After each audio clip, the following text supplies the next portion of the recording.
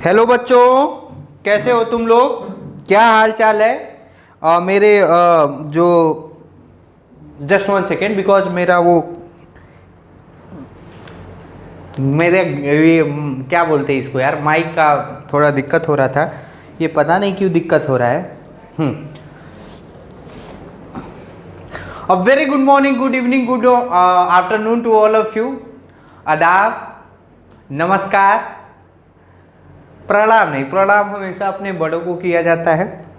और मुझे नहीं लगता कि कोई मेरा इतना सौभाग्य है कि मेरा पढ़ाया हुआ लेक्चर कोई टीचर भी देख रहा है, ऐसा कुछ नहीं है।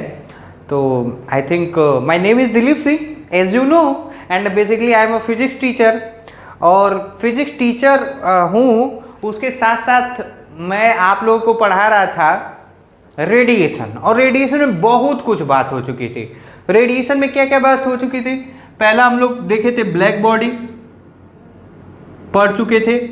दूसरा हम लोग पढ़ लिए थे क्रिस्टोफ लॉ, ठीक है। तीसरा हम लोग पढ़ लिए थे क्या? Veins displacement law. और लास्ट में इसी बात पे, इसी लॉ पे जाके लेक्चर अपना फिनिश हुआ था। और इस लॉ से क्या कंक्लूजन निकला था कि जो wavelength of any light, wavelength of electromagnetic wave is direct inversely proportional to its temperature. इसको और अच्छे से कहना ये सही रहेगा, temperature is inversely proportional to wavelength of light. It means कि अगर जो किसी भी रे ऑफ लाइट का या किसी भी इलेक्ट्रोमैग्नेटिक वेव का या रेडिएशन का अगर जो मुझे लैम्डा मीन या डोमिनेंट वेव, अब डोमिनेंट वेव क्या होता है मैं नहीं बता रहा, डोमिनेंट वेव की वैल्यू पता चल जाएगा तो उस बॉडी का टेम्परेचर पता चल जाएगा। और मैं साथ ही साथ ये बताया था कि ये साइंस जगत में, ये पूरे साइंस के हिस्ट्री में सबसे बड़ा खोज था कि मतलब without touching any body we are able to feel the temperature of any body without use of any device, just like thermometer and all those things which are used to measure the temperature. Are you getting? तो बताओ, किसी body को देख के और उसके कुछ property को डील करके you can find the temperature of any body, and this property we will use. अगर जो if any in night, if the color of any star is appear red color, then what does it mean? That we can decide the temperature of that star with the help of wavelength, and one more thing, if the star appear red, then its wavelength is maximum. And if the wavelength is maximum, then temperature of that body at that instant is minimum. So as you see this formula, ठीक है ना, बहुत helpful है, बहुत helpful है। आज हम लोग इसी चीज को जानने के लिए जो हम लोग वो black body radiation energy distribution का ग्राफ बनाए थे, तो आज हम लोग भी पढ़ेंगे SBL, यानी स्टेफन बोल्ट्जमैन लॉ। मतलब ये लॉ रियली में दो लोगों का है, एक स्टेफन नाम के साइंटिस्ट थे और एक बोल्ट्जमैन नाम के साइंटिस्ट थे।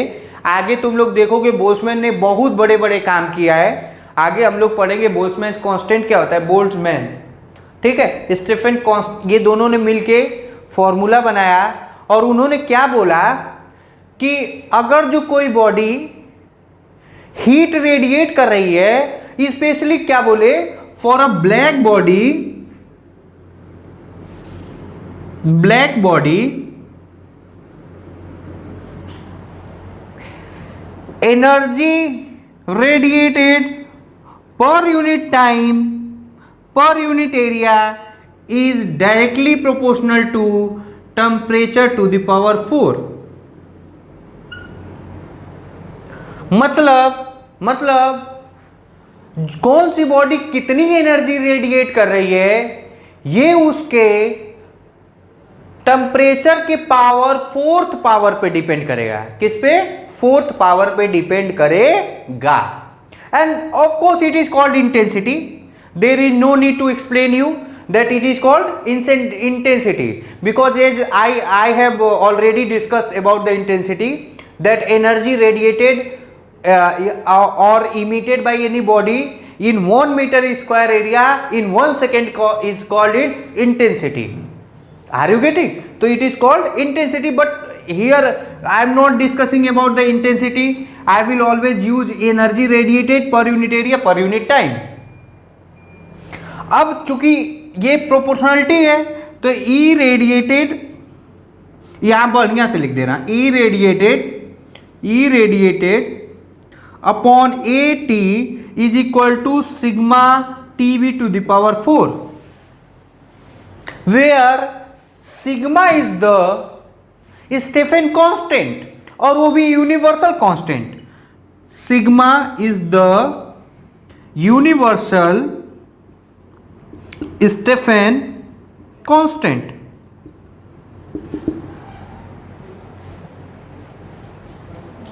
ठीक है। अच्छा, ये you just think about this notation. इसका नोटेशन का अलग अलग जगह पे अलग अलग यूज होता है। इन electrostatic it is called surface charge density, in gravitation it is called mass density. In electrostatic, when we study the chapter of current, then it is called thermal conductivity, and in this chapter it is called Stephen constant. So I just want to know, I just want to say that if any special word is not reserved for a specific physical quantity, I just want to, if F is written is 3, then we cannot say that it is force. No, it can be anything. If it is in meters per second, then F is velocity. If it is in meter per second square, then F is related to the acceleration. If F equal to 3 Newton, then it is called force. तो मैं ये बताना चाहता हूं कि कोई body लिख देने से ये नहीं हो सकता कि वो बॉडी फिक्स है, F लिखूंगा तो साला फिजिक्स में फोर्स ही होगा। नहीं, एनीथिंग कैन बी हैपन। कौन सी फिजिकल क्वांटिटी क्या है, that is decided by the unit which is attached to that physical quantity. If it is in metre per second, then of course it is velocity, speed, and if it is in newton, then it is of course force. Even though if it is given in KG, then F is equal to mass. That's why पता नहीं क्या हो गया, आज मैं English में बोला हूं। खैर, my English is not so good, so you just try to understand my feeling that what am I want to say you. Then come to the topic. तो alpha is the universal Stefan constant, और इसका unit क्या होता है, ये इसका value क्या होता है, 5.67 इंटू 10 की पावर -8 यूनिट हो जाएगा वॉट। अभी बताता हूं, मीटर स्क्वायर केल्विन के पावर 4, ये यूनिट होगा। याद करने का तरीका 5 6 7 8 5 6 7 8 ना, 5 6 7 और 10 के पावर -8 है, साला गलती से +8 ना कर देना। अच्छा, यूनिट की बात कर दिया जाए तो यूनिट कैसे लिखेंगे, तो यूनिट इसको इधर कर दो तो ये होता है जूल, ये होता है, देखो ध्यान से सुनो, यूनिट के बारे में अगर जो लिखूंगा तो क्या हो जाएगा, सिग्मा इक्वल टू टी के पावर 4, यानी जूल पर मीटर स्क्वायर पर सेकेंड, और केल्विन के पावर 4, तो ये कितना जूल पर सेकेंड क्या हो गया, पावर। तो पावर का क्या होता है, वॉट मीटर स्क्वायर के पावर 4, ये यूनिट होता है। डायमेंशन लिख लेना तुम लोग। डायमेंशन मुझे ऐसा है कि डायमेंशन कैसे लिखते हैं, डायमेंशन देखो, डायमेंशन इसका लिख दूं, जरूरी है, इंपॉर्टेंट है, मैं बोल दूं इंपॉर्टेंट इसलिए है कि कभी हो सकता है डायमेंशन फॉर्मूला पूछ देगा स्टीफन कांस्टेंट का, तो डायमेंशन एनालिसिस करना पड़ेगा। तो इसका क्या हो जाएगा, जूल का क्या हो जाएगा, ml स्क्वायर t-2, और ये हो जाएगा ml स्क्वायर, ये हो जाएगा ml square t-2 upon ml square second t k to the power 4, यानी एल स्क्वायर से कैंसर, m t-1 K-4, ये डायमेंशन फॉर्मूला है। कहीं गलती किया क्या? ये इधर जाएगा, ये -3 हो जाएगा ना, सॉरी।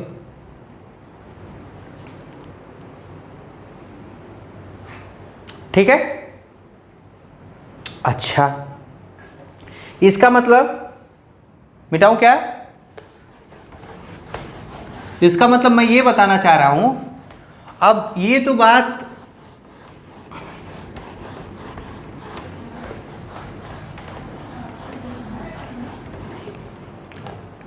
मतलब E radiated energy radiated upon A T is equal to sigma T to the power 4,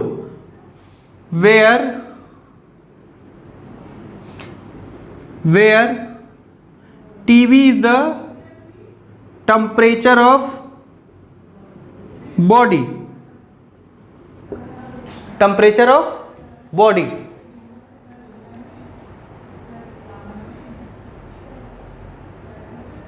ठीक है, अच्छा, तो यहां से ये आ गया E radiated is equal to sigma TB to the power 4 AT। It means how much heat energy radiated by any body, it depend upon its temperature, its surface area and the time, कितना time वो release किया, और Stephen constant बता दिया हूं। ये real में कहीं ना कहीं इमिसिव पावर ही है, ये कहीं ना कहीं इमिसिव पावर ही है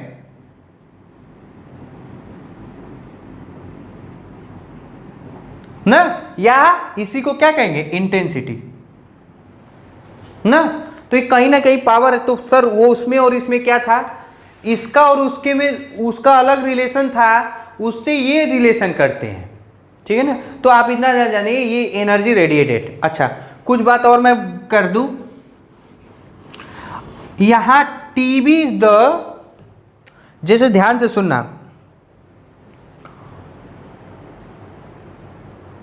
according to Prevost theory, every body which is greater than temperature 0 Kelvin, it is radiating and absorbing the heat। इसका मतलब अर्थ का टेम्परेचर ज़्यादा है, अर्थ का टेम्परेचर ज़्यादा है तो एनर्जी रेडिएट कर रहा है, एनर्जी क्या कर रहा है, रेडिएट कर रहा है। तो अर्थ का अगर जो टेम्परेचर मुझे लेना होगा, तो अर्थ का कौन सा टेम्परेचर यार, अर्थ के तो कई टेम्परेचर होते हैं, सरफेस का अलग टेम्परेचर, उसके अंदर का अलग टेम्परेचर, उसके अंदर का अलग टेम्परेचर। अर्थ के 3 लेयर होते हैं ना, क्रस्ट कोर मेंटल। कोर में चली जाओगी तो उसका तो टेम्परेचर बहुत ज्यादा होता है, बहुत ज्यादा। जब उसका पावर 4 करेगा तब तो एनर्जी रेडिएटेड, मतलब इतना अमाउंट में एनर्जी निकलेगा कि हम लोग धूल बन जाएंगे, नेस्तो नाबूद हो जाएंगे। Are you getting? क्या आपको बता समझ में आ रहा है? क्वेश्चन क्या है, is earth radiated the energy? Yes, of course radiated the energy। लेकिन अब वो रेडिएटर अगर जो कोर का टेम्परेचर ले लिया, मान ले इसका 200 केल्विन, तो इसका 4 गुना 1600 केल्विन। अरे 1600 केल्विन अगर जो टेम्परेचर बॉडी का टेम्परेचर हो गया, तब तो हमारी कहानी गड़बड़ हो जाती। ऐसा कुछ नहीं है। तो इसका मतलब हम लोग को डिटेल में अच्छे से समझना है, this temperature of body is taken at the outer surface of the body. I just want to say this, क्या कि जो टेम्परेचर ऑफ द बॉडी जो है वो बॉडी का आउटर सरफेस का टेम्परेचर लेते हैं। We take the temperature of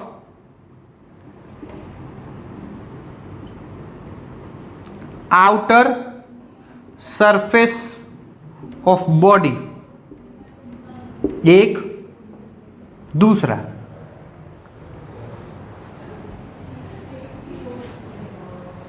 what is area, ये हो गया। दूसरा ध्यान देने वाली बात यह है कि temperature must be in kelvin. Temperature, यहां टेम्परेचर कौन सा है, एब्सोल्यूट टेम्परेचर, यानी मस्ट बी इन केल्विन। कहने का मतलब साला अगर जो मैं बोल दूंगा कि आइस 0 डिग्री सेल्सियस पे वो कितना हीट रेडिएट करेगा तो कहेगा 0 के पावर 4 जीरो, तो साला अपना दिक्कत हो जाएगा, दिक्कत कहानी हो जाएगा कि इतना अमाउंट ऑफ हीट रेडिएटेड करेगा, we can not know. That's why in every step where we have to need the put the value of temperature, then we always put that value in Kelvin, in Kelvin। यहां मैं लिख दे रहा हूं, हाँ yes, इसका answer क्या हो जाएगा एस। मैं यहां क्या लिख दे रहा हूं, इंपॉर्टेंट पॉइंट।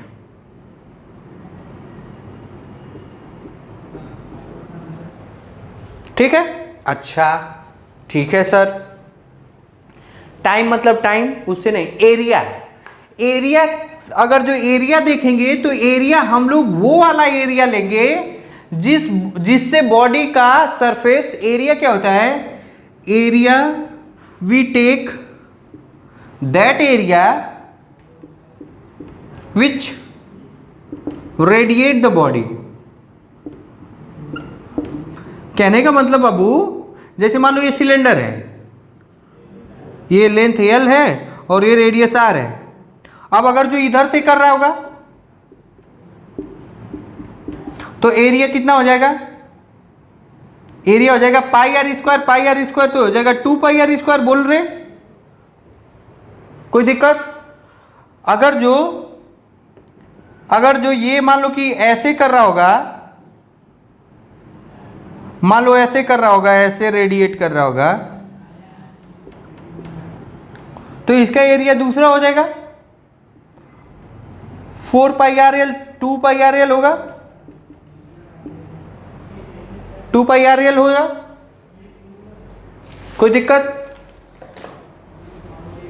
अच्छा, अगर जो दोनों से करेगा,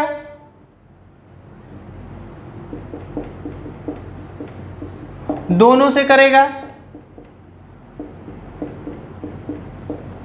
तो एरिया क्या हो जाएगा, 2 pi r square plus 2 pi r l. इसी को क्या बोलते हैं, सरफेस एरिया। और इसको क्या बोलते हैं, कर्व सरफेस, इसको बोलते हैं लेटरल सरफेस। ये सब आता नहीं तो फिर आप ध्यान रखिए, इसको क्या बोलते हैं, लेटरल सरफेस।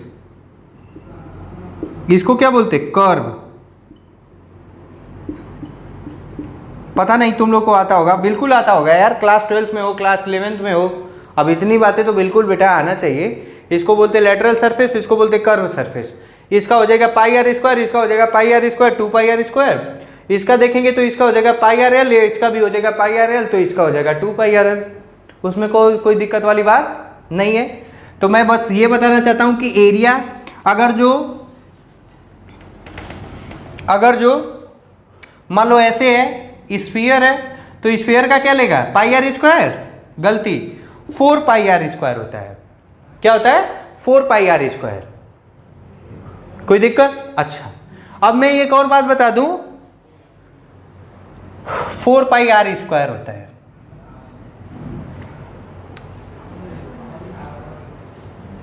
कोई दिक्कत?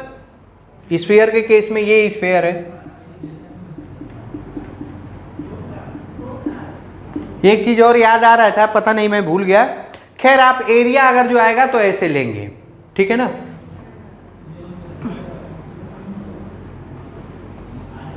तो आपको ये डिटेल में समझ में आया क्या?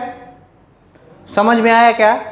क्या मैं समझा रहा था कि इसमें एरिया कौन सा लेंगे, सरफेस एरिया। वो सरफेस एरिया जिससे बॉडी रेडिएट कर रही है। सिलेंडर का केस समझ लो, उसमें हो सकता है कि किसी एक से दिया रहो, ऐसा होता है, बिल्कुल होगा। या स्फीयर के केस में, अच्छा हाँ, एक बात मैं और बता दूं, if body shape is not given, then by default we will consider spherical body। ठीक है, अगर जो बॉडी का शेप नहीं दिया है तो by default what we understand that it is called spherical body.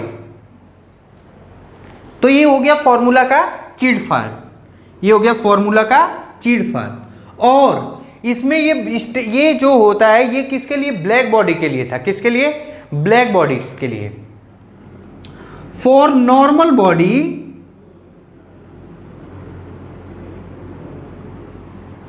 Stephen कितना होता है, ये होता है energy radiated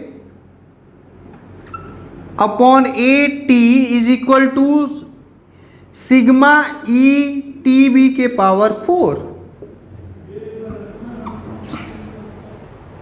what is E, what is E,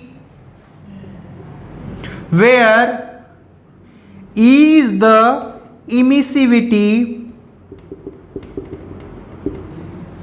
emissivity अब ये क्या होता है, ये कौन सी चिड़िया का नाम है तो बताता हूं, पहले लिख लो। ई का फॉर्मूला क्या होता है, power radiated by body at a given temperature upon power radiated by body, power radiated by black body at that temperature, at same temperature. लिख ले, फिर बताता हूं। यूनिटलेस होगा, ये सब लिखवाने की जरूरत है नहीं। क्या होगा, यूनिटलेस। इसको क्या कहते हैं, emissivity, not immittance, not emissive power. It is not emissive power, it is the ratio of, it is the ratio of power radiated चाहे इमिसिव पावर। कोई दिक्कत? अच्छा, कहने का मतलब अभी आइडिया आएगा, अभी नहीं आएगा, धीरे धीरे आएगा। देखिए, कहने का मतलब अगर जो मैं बोलूं E इज इक्वल टू 8/10, 8/10, इसका मतलब ये हुआ कि अगर जो example T equal to 40 degree Celsius ना, अगर जो 40 डिग्री सेल्सियस पे black body 10 watt power radiate कर रहा होगा, तो उसी टेम्परेचर पे वो body, normal body 8 watt power radiate करेगा। I just want to say that. फिर से, ये तो फर्स्ट एग्जांपल। दूसरा example, if E is equal to मान लो कि 80% या मान लो 70%, इसका मतलब ये हुआ कि मान लो T इक्वल टू मान लो कोई भी जनरल टेम्परेचर 60 डिग्री पे, मतलब अगर जो टेम्परेचर 60 डिग्री अगर जो बॉडी का है, तो जो black body 100 radiation 100 power emit करेगा, पावर रेडिएट करेगा, तो उस टेम्परेचर पे जो नॉर्मल बॉडी होगा वो 70 पावर रेडिएट करेगा, मतलब 70 वॉट का पावर रेडिएट करेगा। बात को फील हो पाई? जैसे ये मान लो ये हो गया, जैसे मान लो E इज इक्वल टू कितना 0.8, इसका मतलब ये हो गया, वही हुआ, सेम कहानी। थर्ड एग्जांपल, जैसे मान लो सपोज करो कि अगर जो जैसे मान low energy of black body, energy of black body अगर जो है 200 जूल और 200 जूल है और E है 10%, तो इसका मतलब एनर्जी ऑफ नॉर्मल बॉडी कितना हो जाएगा, नॉर्मल बॉडी कितना हो जाएगा 200 का 10%, यानी कितना 20 जूल। कहने का मतलब जिस टेम्परेचर पे बॉडी 200 जूल का एनर्जी रेडिएट कर रहा होगा ब्लैक बॉडी, उस टेम्परेचर पे वो नॉर्मल बॉडी कितना 20 जूल एनर्जी रेडिएट करेगा। मतलब लिख लो, E give the idea, E give the idea, the E gives the idea, the energy radiated by body, E gives the idea, the energy radiated by normal body in comparison to in comparison to black body. अच्छा sir, ये भी बहुत अच्छे से समझ में आ गया। फिर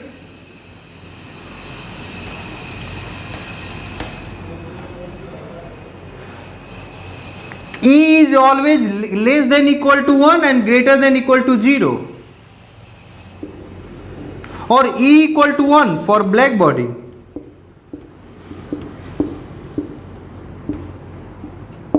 मतलब ब्लैक बॉडी की टेंडेंसी क्या होता है? Which have tendency to absorb all the ray of light which is incident of it, और indirectly we can say black body have tendency to emit और radiate all the ray of light. When all the ray of light, तो emissive power कितना हो गया? 100%। तो 100% में ई का power, ई की वैल्यू कितनी हो जाएगी? 1। कितनी हो जाएगी? 1। तो ये याद रखेंगे, ई की वैल्यू कितनी हो जाएगी? 1। तो इसीलिए ई की वैल्यू 1 होती है, तो ये क्या हो जाएगा? ये हो जाएगा E radiated is equal to A T is equal to sigma T B के पावर 4। ये क्या होता है? For black body. अभी वहीं पढ़े हैं, कोई दिक्कत?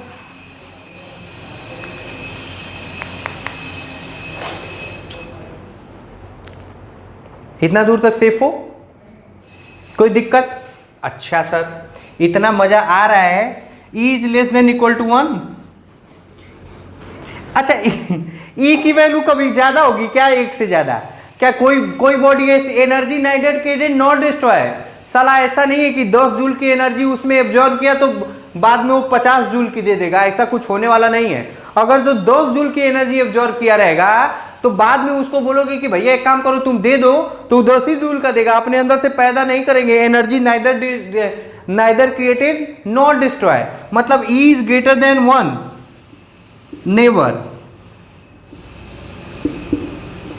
E की वैल्यू कभी एक से ज्यादा नहीं हो सकती।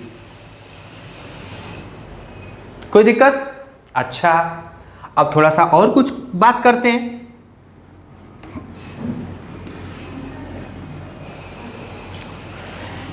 E radiated upon T is equal to sigma E TV के पावर 4a, और ये एनर्जी रेडिएटेड पर सेकेंड, ये क्या है?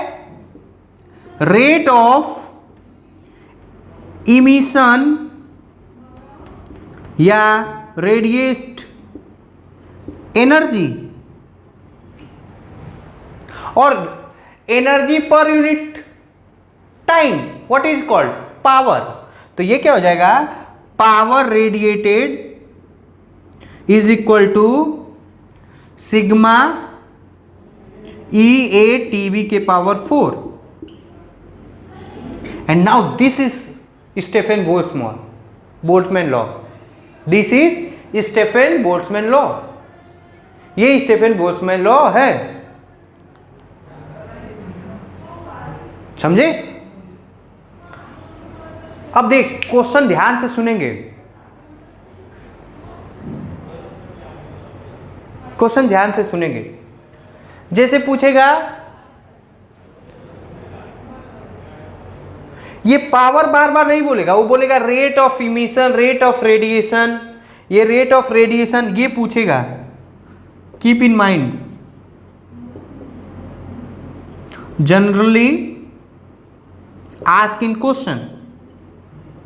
कोई फॉर्मूला का इतना चीड़ फाड़ कर दो ना कि फिर तुमको छोटी छोटी बात आती रहेगी, तो आप क्वेश्चन को कर ले जाएंगे। क्वेश्चन करवाऊंगा, don't worry about that, but आपको सब कुछ आना चाहिए। ये क्या है? E radiation upon T. ये क्या है? सिग्मा ई टीवी के पावर 4a। टी क्या है? Temperature of the body at the outer surface. A क्या है? Area of the surface from which radiation is release. ठीक है? अच्छा सर, क्या इसका यूनिट पूछ रहे हो? इसका यूनिट तो वॉट हो जाएगा। पावर कहीं पे भी हो, कहीं पे भी हो, वॉट ही रहेगा।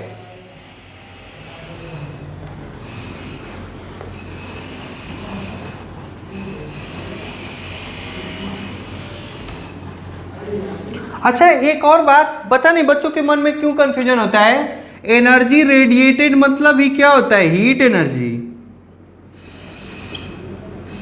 तो इसको क्यू भी लिख सकता हूं मैं ना, क्या यही तो है। अरे साला कोई बॉडी का टेम्परेचर अगर जो करोगे बड़ा, टेम्परेचर ज्यादा टेम्परेचर पे होगा तो वो अपने अंदर एनर्जी को रेडिएट करेगा, तो क्या करेगा, हीट ही तो लॉस करेगा। Are you getting? तो हीट रेडिएट करेगा या पावर रेडिएट। अब क्वेश्चन बहुत मतलब इजी इजी आते हैं, आप क्वेश्चन पे ज़्यादा मतलब ध्यान ना दीजिएगा, या एक आध क्वेश्चन लिख लीजिए। जैसे क्वेश्चन लिखिए, find the ratio of intensity, what is called intensity, E A upon T equal to sigma T B के पावर 4, मतलब intensity I is directly proportional to T B के पावर 4। लिखो, find the ratio of intensity of radiation for two black body having temperature 20 degree Celsius, temperature 20 degree Celsius and temperature 1 to 7 degree Celsius। कर लो, आसान है, 2 minute में कर ले। अच्छा करना क्या है, कुछ नहीं यार,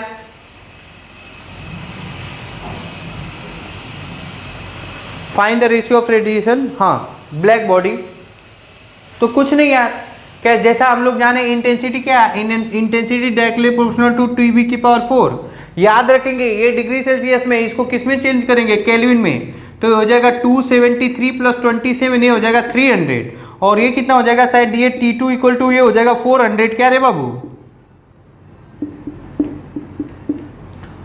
तो नो हाँ 400, तो क्या हो जाएगा I1 upon I2 is equal to TB1 upon TB2 के पावर 4, मतलब I1 upon I2 is equal to 300 upon 400 के पावर 4, 2 जीरो से 2 जीरो कैंसल, 81 अपॉन 4 4 जा 16, 256 आएगा। आसान है ना, कोई दिक्कत? लिखो क्वेश्चन दूसरा, for two spherical black body, video का लेंथ देख लूं, हाँ अभी सही है, for two spherical black body having radius ratio 2:3 and temperature 20 degree Celsius and 127 degree Celsius respectively, then find the power radiated by two body, then find the power radiated by two body। मेरे बच्चों का कई लोगों का ये होता है कि सर आप बोलते कुछ और है लिखते कुछ और है, तो पहले मैं गिवन में मैं दे रहा हूं, गिवन क्या है, रेडियस रेशियो क्या दिया है, रेडियस रेशियो ये दिया है 2:3, टेम्परेचर T1 की दिया है 27 degree Celsius, T2 equal to दिया है 127 डिग्री सेल्सियस। सॉल्व करिए, क्या P रेडिएटेड रेशियो पूछा है, क्या है यार इसका, क्या ये क्या है, ये बहुत आसान है, मैं सॉल्व कर दूं, आप लोग सॉल्व कर लिए होंगे, कितना आ रहा है, देखो P radiated by one body is equal to P2 radiated, क्या होता है sigma, sigma E A TB की पावर 4। अच्छा एक और बात, जो E है it is the property of material, ये लिख लो, E is the property of material, if material is not change E does not change ना, हाँ तो ये कितना हो जाएगा, sigma A1 TB1 sigma E A2 TB2, E से ये कैंसल, A1 कितना 4 पाई R1, 4 पाई R1 का स्क्वायर, TB मतलब 300 का स्क्वायर अपॉन 4 पाई R2 का स्क्वायर 400 का स्क्वायर, 4 पाई से 4 पाई कैंसल, इसको किए थे तो अभी कितना आया था 9 अपॉन कितना आया था जी? कोई दिक्कत है क्या? हाँ नहीं आ रहा तो ठीक है ना, ये कितना है 2:3 ना, तो ये हो जाएगा 2/3 का स्क्वायर, और इसका अभी किए तो थे कहीं, इसका कितना आ जाएगा 2020, ये टीवी के पावर 4 है सॉरी, तो ये कितना आ जाएगा, ये आपका आ जाएगा 81 अपॉन कितना आया था जी 256, इसको सॉल्व करेंगे तो ये हो जाएगा 4, ये हो जाएगा 9, ये हो जाएगा 9, तो 9/64 आएगा। क्या कोई यूनिट आएगा? No unit. रेशियो का कभी यूनिट नहीं होता, ये बात ध्यान में रखो, मतलब सेम अगर जो क्वांटिटी है और उनका यूनिट रेशियो निकालोगे तो उसका यूनिट नहीं होता है। कोई दिक्कत? चलिए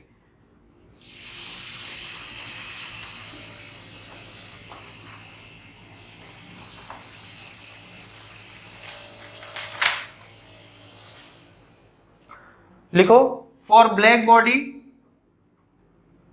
क्वेश्चन लिखो फॉर, लिख लो for black body having area 0.1 metre square, having area 0.1 metre square, power radiate 6 kilowatt, then find the temperature of body, then find the temperature of body। Given क्या, सिग्मा की वैल्यू 5.67 नहीं दिया है, कितना दिया है 6 इंटू 10⁻⁸ यूनिट में, जो भी यूनिट होता है वो लिख लेना, ये दिया है। ये मतलब एक और चीज आप जिद्दोजहद नहीं करेंगे कि ये होता है ना, सिग्मा की वैल्यू जेई मेंस में या कैलकुलेशन में किताबों में दिया है, लेकिन एग्जैक्ट वैल्यू कितना है 5.67। कर लीजिए, उम्मीद है आपने कर लिया होगा। ठीक है, कर डाल, कितना हो जाएगा power radiated equal to sigma E A TB के पावर 4, यही करना है तो ये हो जाएगा टीबी के power 4 is equal to P sigma E A, सबकी वैल्यू रख दो 6 किलोवाट, तो 6 इंटू 10 के पावर 3, और सिग्मा की वैल्यू 6 इंटू 10 के पावर -8, ई कितना, ई नहीं दिया है ना, अच्छा ब्लैक बॉडी है, सॉरी ब्लैक बॉडी क्या, सॉरी ब्लैक बॉडी है, ई की वैल्यू कितना हो जाएगी 1, ई की वैल्यू कितना हो जाएगी 1, तो ई की वैल्यू कितना हो जाएगा 1, और एरिया कितना दिया है वो 0.1 मीटर स्क्वायर ना, तो ये हो जाएगा 0.1। इसको सॉल्व करिएगा तो मुझे लग रहा है, मैं आंसर लिख दे रहा हूं, इसको सॉल्व करो 6 से 6 कैंसल, ये आ जाएगा 10 के पावर माइनस कहा 10 के पावर 3, हाँ ये ऊपर जाएगा तो ये कितना हो जाएगा 11, और ये भी ऊपर जाएगा तो ये हो जाएगा 10 के पावर 12। कोई दिक्कत? तो टीबी की पावर 4 इज इक्वल टू 10 के पावर 12, ये करने सिखा रहा हूं, ये देखो x के पावर n इंटू a के power m, then x equal to a के पावर m अपॉन n, मतलब टीबी के पावर 4, टीबी इक्वल टू हो जाएगा 10 के पावर 12 अपॉन 4, कितना हो जाएगा 4 3 12 10 के पावर 3, मतलब 1000 केल्विन। अब वो नहीं आ रहा है भाई तो उसको देख लेना तुम लोग, ठीक है ना, केल्विन। कोई दिक्कत? ये छोटे छोटे क्वेश्चन आ जाते हैं। क्वेश्चन लिखो, for two spherically body radius ratio R1 R2 कितना दिया है 1:2 and emissivity is 0.8 and 0.1, 0.81 0.1 has radiating same power, then find the ratio of absolute temperature, find ratio of temperature. Video को पॉज करो, time लो, time क्या मतलब 1 minute का question है, ठीक है, अभी है, अभी 10-15 मिनट और हम लोग बात कर सकते हैं।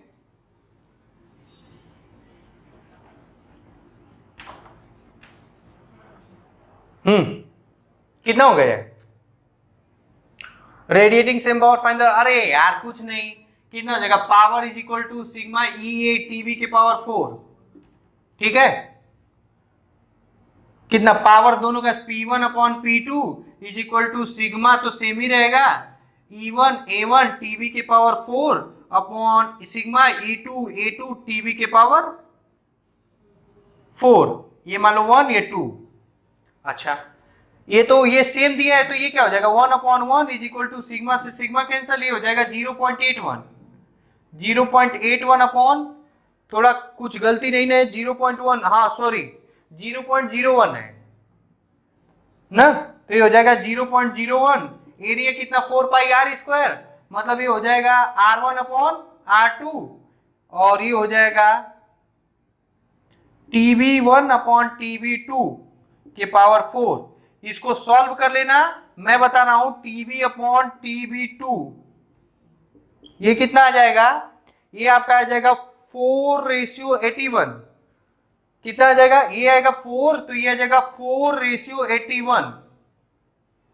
अब इसको सॉल्व करने सिखाता हूं मैं, वही, अगर जो आपको फॉर्मूला याद नहीं रहेगा तो आप फंस जाएंगे, क्योंकि अगर जो इसमें रूट का चढ़ाएंगे तो 4 का रूट पावर क्या होगा, कुछ नहीं, समझ में ही नहीं आएगा, तो मैं क्या करूंगा, TB1 upon TB2 is equal to 4 upon 81 के पावर 4, ये 4 नहीं है, 4 ये क्या, हाँ 4 है,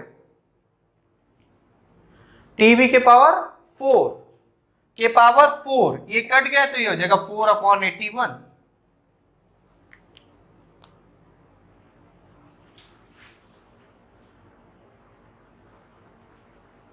ठीक है क्या,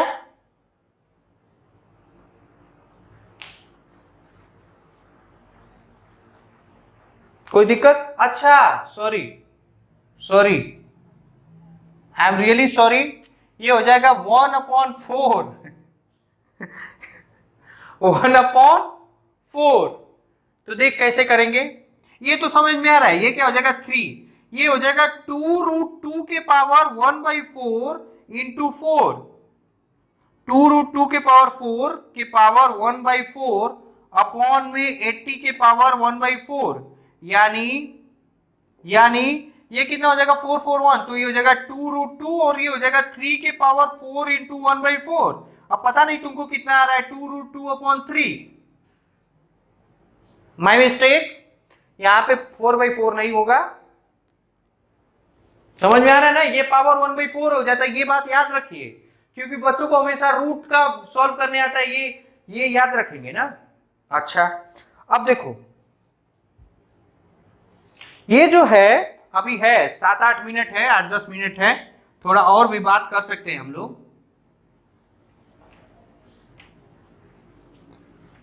देखिए ध्यान से सुनिएगा,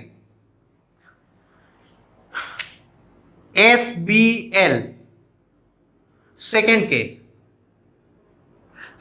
केस भी वही होता है, for a black body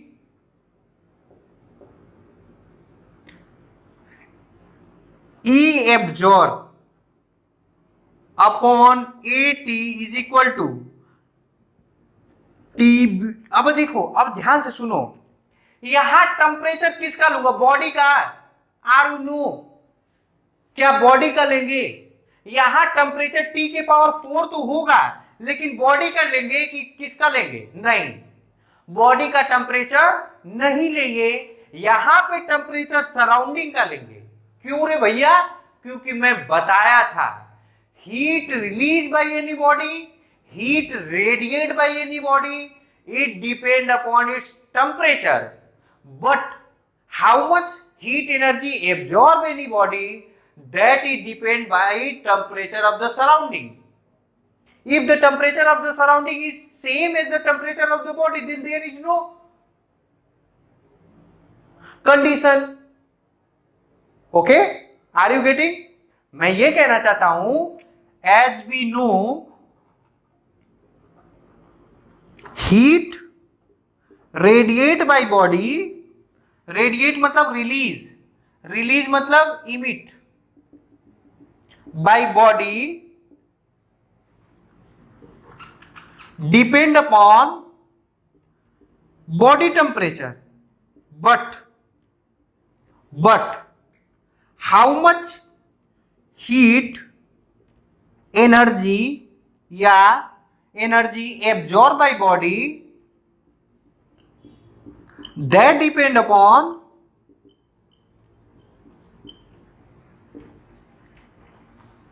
temperature of surrounding. बताया था एकदम एकदम स्टार्टिंग के लेक्चर में बताया था। ऑब्वियस सी बात है यार, तुम बिल्कुल जानते होगे। एक बात बताओ, अगर जो मैं मान लो कि जैसे मान लो कि यहाँ इंडिया में रहूं तो सर टेम्परेचर सराउंडिंग का कुछ और होगा, साउथ अफ्रीका चला जाऊं तो कुछ और सराउंडिंग होगा, इंडिया में ही सोचो कश्मीर चले जाऊं तो कुछ और होगा, कुछ हमारी बॉडी और एब्जॉर्ब करेगी हीट। समझ में आ रहा है ना? तो हाउ मच, ये लिख ले, ये समझ जा बहुत अच्छे से।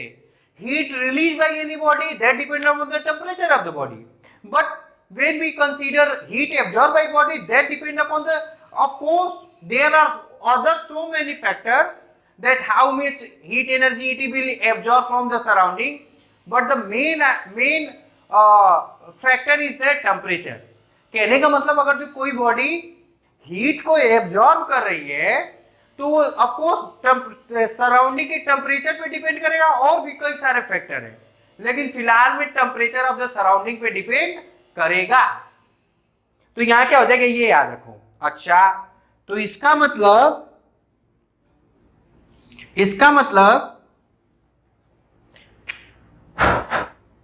मतलब energy absorb by body is equal to हो जाएगा sigma TS, sigma A T TS. ये किसके होता है?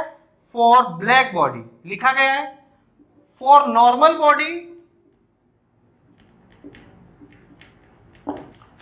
Body energy absorb upon A T is equal to sigma A T S की power 4, where A is absorptive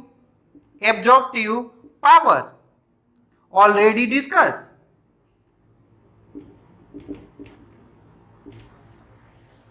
क्या होता है ए? ये क्या होता है? एनर्जी एब्जॉर्ब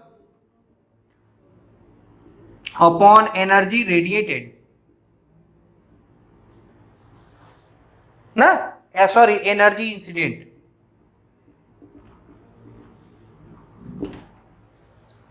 कोई दिक्कत?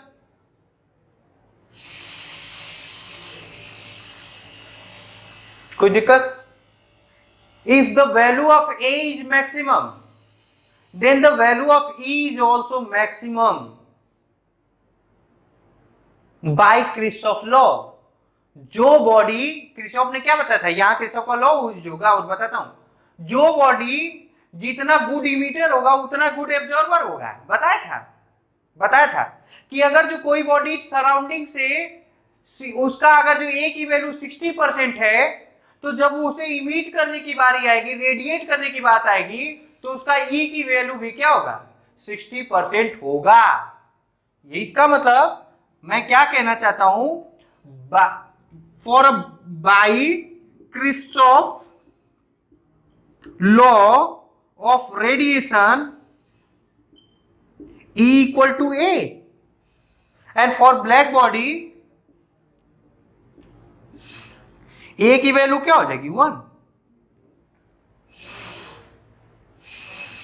कोई दिक्कत? तो इसका मतलब हम लोग ये जान गए कि energy radiated is equal to हो जाएगा कितना? सिग्मा ई टी एस के पावर 4 इंटू ए टी या A upon T. Sorry my mistake, absorb.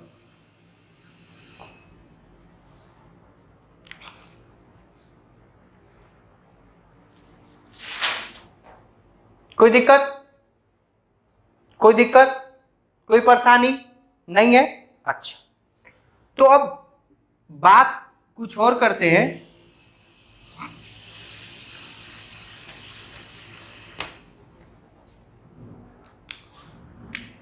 मान लो ये बॉडी है ना, और मान लो कि ये थोड़ा 2 पेन से बना दूं। अब ठीक है यार, थोड़ा वीडियो का लेंथ तो ज्यादा होगा ही। ये मान लो कि ये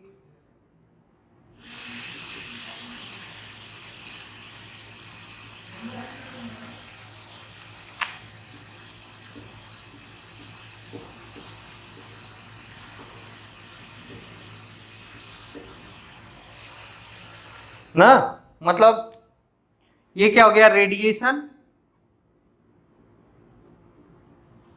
चाहे इसी को क्या बोलेंगे, रेडिएट, और ये क्या होगा, absorb. If temperature of surrounding is greater than temperature of body, sorry, temperature of body is greater than temperature of surrounding, then energy radiated by body is greater than energy absorbed by body। मतलब temperature of body decrease,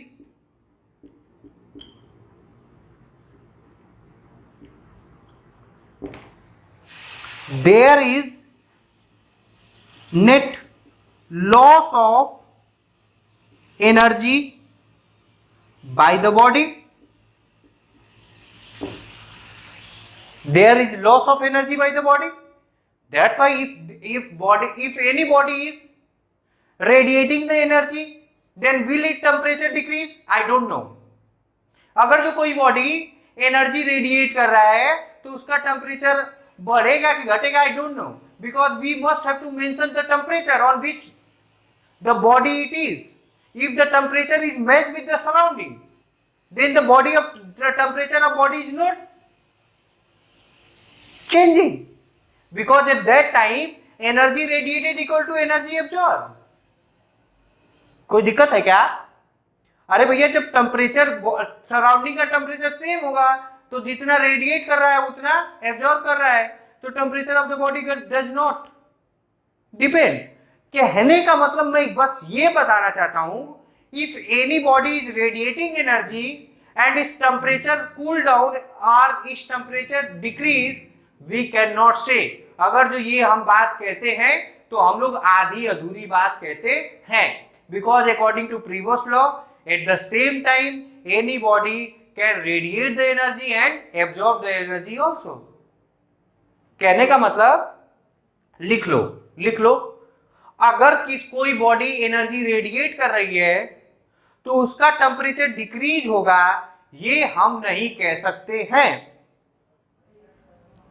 ये हम कह नहीं सकते हैं जब तक temperature दिया गया न हो। Are you getting? Are you feel के साथ समझ में आ रहा है? देखो, सब कुछ फील होना चाहिए। अगर जो कोई बॉडी एनर्जी रेडिएट कर रही है तो it doesn't mean that temperature of the body goes on decreasing. Are you getting? It may be happen that temperature of surrounding is more than the temperature of the body, at that time body is also radiating heat, but at that instant at the same time body is absorbing heat from the surrounding also. समझ में आ रहा है? मतलब किसी body का temperature decrease करेगा या increase करेगा, ये बॉडी के टेम्परेचर और बॉडी के सराउंडिंग के टेम्परेचर दोनों पे डिपेंड करता है।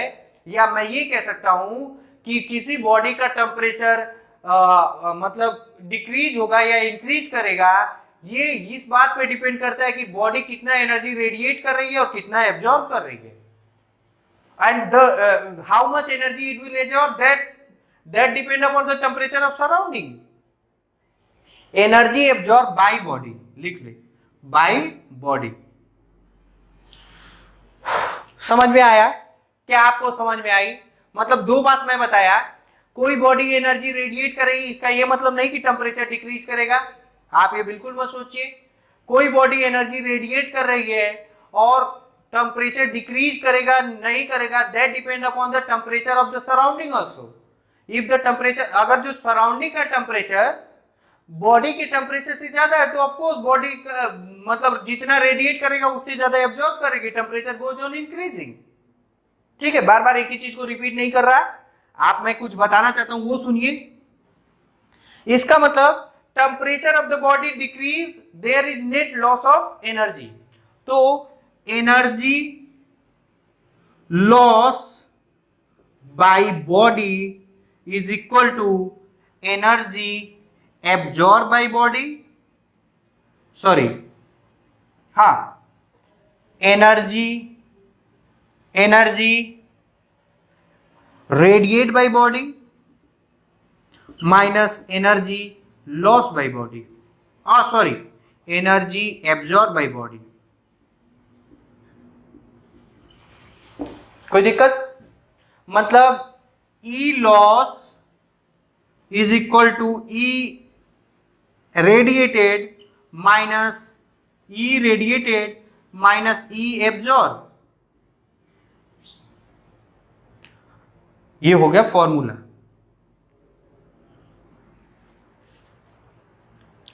ठीक है, अच्छा क्या मैं बताना चाहता हूं, ये इक्वेशन फर्स्ट है, इसमें डिवाइड कर दो। E loss 80 is equal to E radiated 80 minus E absorb 80। ये क्या हो गया? पावर। कोई दिक्कत? कोई दिक्कत? 80 है।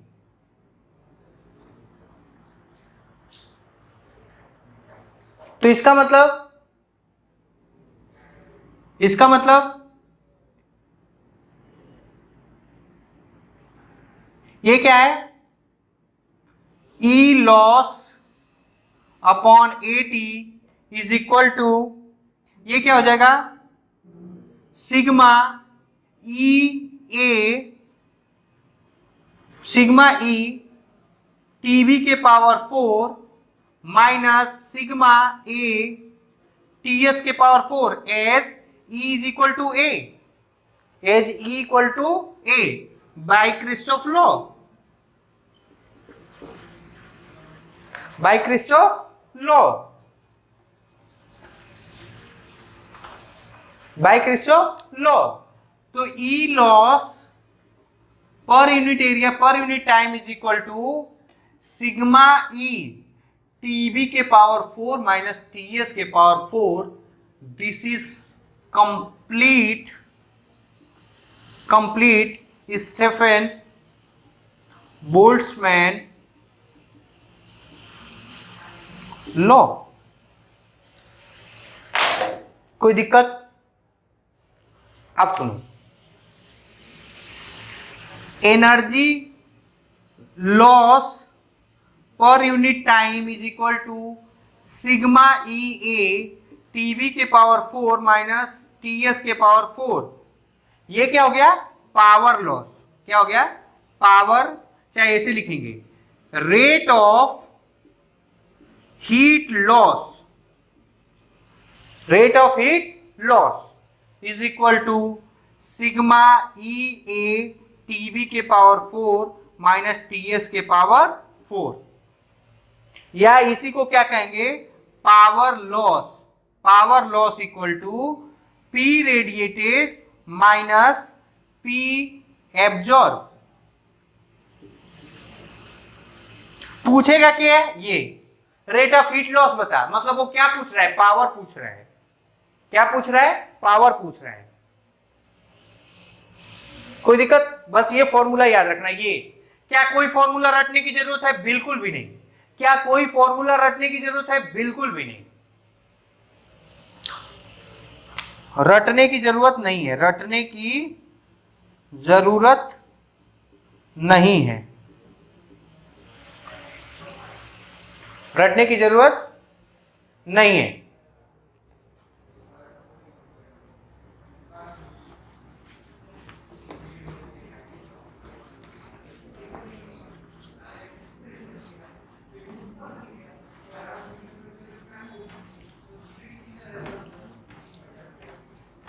तो इसका मतलब मैंने क्या सीखा, power loss is equal to power radiated minus power absorb,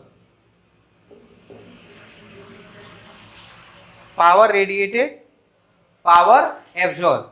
अच्छा, मतलब power loss is directly proportional to, power loss is directly proportional to TB के पावर 4 माइनस टीएस के पावर 4।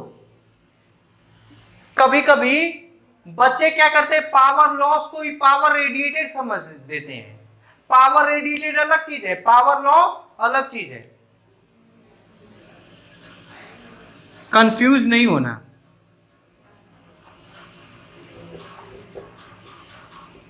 पावर रेडिएटेड अलग है और पावर लॉस अलग है, ठीक है। तो I think this lecture is sufficient. In next lecture we will continue with the same topic, some numerical, by which due to which you will get more confident about in this topic. Or this lecture is most and most important for the competition, because in competition generally the question is asked from this topic. अगर जो radiation के question बनेंगे तो Stephen Boltzmann law से बन जाएंगे, और एक हम लोग पढ़ेंगे rate of cooling, Newton law of cooling, उससे बन जाएगी। तब तक के लिए आप लोग पढ़ाई करते रहिए। Thank you very much.